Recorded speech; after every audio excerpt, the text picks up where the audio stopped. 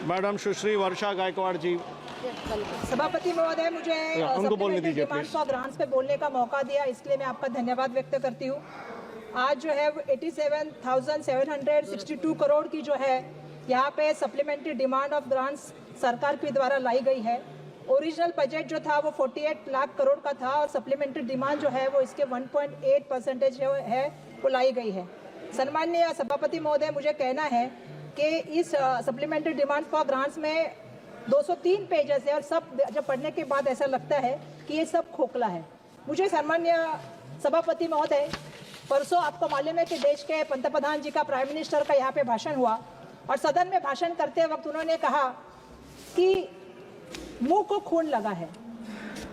सम्माननीय सभापति महोदय, मैं यहाँ से कहना चाहती हूँ, एक और जुमला आया है, खून मुंह को नहीं लगा है, हमारा खून इस देश की मिट्टी में जो है वो शामिल होने का काम हुआ है। इस देश की मिट्टी में हमारा खून है। इस देश की एकता के लिए, अखंडता के लिए, लोगों के न्याय के लिए लड़ने का काम कांग्रेस ने किया है और हमारा खून इस देश की मिट्टी में है। सम्माननीय अध्यक्ष महोदय, मुझे यहाँ से कहना है कि स्वतंत्रता संग्राम से लेके, चाहे वो झांसी की रानी रहे, चंद्रशेखर आजाद रहे, टीपू सुल्तान रहे, मंगल पांडे रहे, इन सभी ने जो है वो देश के लिए खून बहाने का काम किया है। मुझे आज इस बात की यहाँ पे गर्व महसूस होता है कि जिस तरह से किसी ने कहा था कि हम लाल आके दिखाएंगे, 56 इंच की छाती दिखाएंगे, सर्जिकल स्ट्राइक करेंगे, लेकिन आज इंदिरा गांधी जी ने सर्जिकल स्ट्राइक करके भी दिखाया था। पाकिस्तान के 2 टुकड़े बना दिए, बांग्लादेश को जो है वो बनाने का काम इंदिरा गांधी जी ने किया है। मुझे आपसे कहना है, अगर लाल आंख दिखानी है, सर्जिकल स्ट्राइक करना है, 56 इंच की छाती है, तो आप बांग्लादेश में जो परिस्थितियां हुई है उसका भी आप जिम्मेदारी लो और उसको कैसे बंद कर सकते हैं उसके लिए भी आपको आने वाले दिनों में काम करना पड़ेगा। सम्माननीय सभापति महोदय, मुझे एक चीज और कहनी है। अहिंसा के पुजारी और सत्य के पुजारी महात्मा गांधी जी की हत्या किसने की? उनका खून इस धरती में मिला है। सम्माननीय सभापति महोदय, जिन्होंने उनका खून किया, उनके कुछ लोग पुतले बनाते हैं, उनकी जयंती जो है उसको मनाने का काम करते हैं। ये सबसे बड़ी गलत बात है। सम्माननीय सभापति महोदय, जो फोटो भी आया था उनके सपोर्ट में जो लोग कटघरे में खड़े थे, वो किसके फोटो थे वो भी देश ने देखा है, देश सब जानता है। सम्माननीय सभापति महोदय, हमने देखा है कि देश में शांति रहनी चाहिए, तमिलनाडु में शांति रहनी चाहिए, श्रीलंका में शांति रहनी चाहिए, इसलिए ट्रूप भेजने का काम स्वर्गीय राजीव गांधी जी ने किया था। देश में अमन रहना चाहिए, ये उनकी भूमिका थी। वो खुद वहां पे शांति का संदेश लेके गए थे। मैं इसलिए ये कहना चाहती हूँ, 1 साल से मणिपुर जल रहा है, लेकिन 1 साल से देश के प्राइम मिनिस्टर को वक्त नहीं है कि वो मणिपुर में जाए। मणिपुर हमारे देश का हिस्सा है। आज वहाँ के लोग यहाँ पे आके बात करते हैं, वहाँ के लोग वहाँ के गुहार लगाते हैं, लेकिन देश के प्राइम मिनिस्टर के पास वहाँ जाने के लिए टाइम नहीं। सम्माननीय अध्यक्ष महोदय, मैं आपसे और भी एक बात कहना चाहती हूँ। लोकसभा के इलेक्शन के वक्त देश के प्राइम मिनिस्टर प्रचार के लिए मुंबई में आए। जिस रास्ते से चले उसके 2 दिन पहले मुंबई में घाटकोपर में घटना हुई थी, उसमें कुछ लोग घायल हुए थे। बाजू में अस्पताल था, राजवाड़ी अस्पताल, लेकिन देश के प्राइम मिनिस्टर घायलों को देखने नहीं गए, मृतकों की फैमिली को मिलने नहीं गए। इतनी संवेदना देश के प्राइम मिनिस्टर के लिए में है, लोगों के लिए। तो हम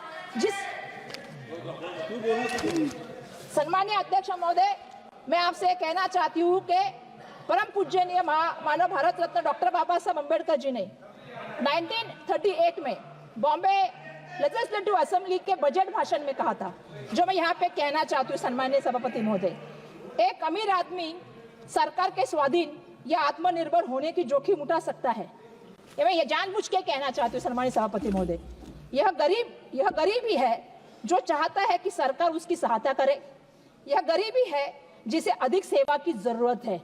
ये बाबा साहब ने कहा है और ये सत्य परिस्थिति भारत के बारे में उन्होंने कहने का काम किया है।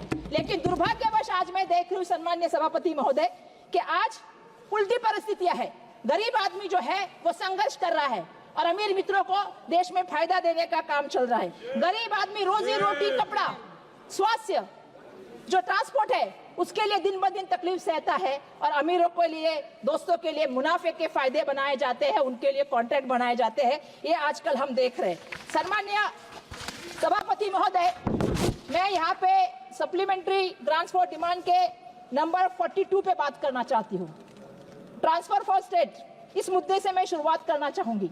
सम्माननीय सभापति महोदय, प्राथमिक स्वास्थ्य के लिए मैं बात करना चाहूंगी। मैंने देखा सम्माननीय सभापति महोदय, पिछले हफ्ते में मैंने महाराष्ट्र में घटना देखी जो दिल दहलाने वाली थी।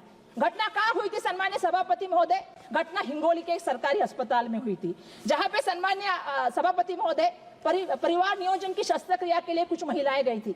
शस्त्रक्रिया होने के बाद सम्मान्य सभापति महोदय उनके लिए पर्याप्त बेड की व्यवस्था पर नहीं थी। 43 महिलाएं ठंडी में जमीन पे सोई थी। यही हमारे राज्य की लाडली बहन योजना है क्या? मैं भी यहाँ से ये पूछना चाहती हूँ सम्मान्य सभापति महोदय।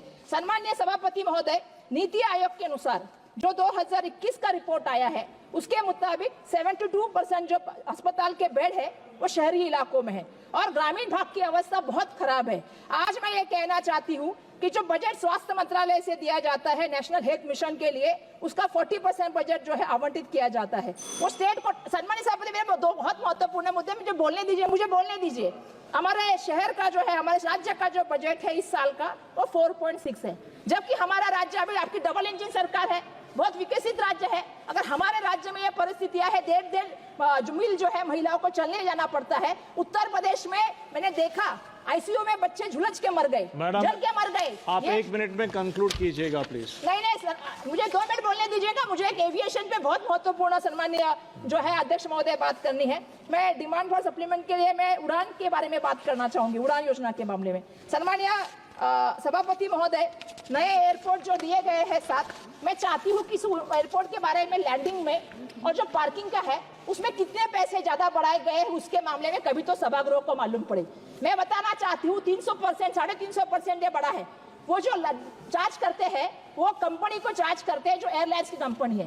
एयरलाइंस की कंपनी कोई चैरिटी करने के लिए बैठी नहीं है, तो वो किसको चार्ज करती है? वो ग्राहक को चार्ज करती है। आज आप दिल्ली का टिकट देख लीजिए, आप लखनऊ से मुंबई का टिकट देख लीजिए, 44,000 के टिकट उसकी जो है वो कीमत बढ़ाने का काम क्यों हुआ है? क्योंकि ये एयरपोर्ट किसी बड़े आदमी को दिए है जिसने वहां पे जो है वो लैंडिंग का पैसा और साथ में आपको पता है कि वहां पे पार्किंग का पैसा करने का काम। धन्यवाद। माननीय श्री रविंद्र वायकर, मतदार संघ के 2 इशू मुझे रखने दीजिए। सम्मानीय अध्यक्ष महोदय, मेरे यहाँ पे एयरपोर्ट कॉलोनी है। धन्यवाद सभापति महोदय।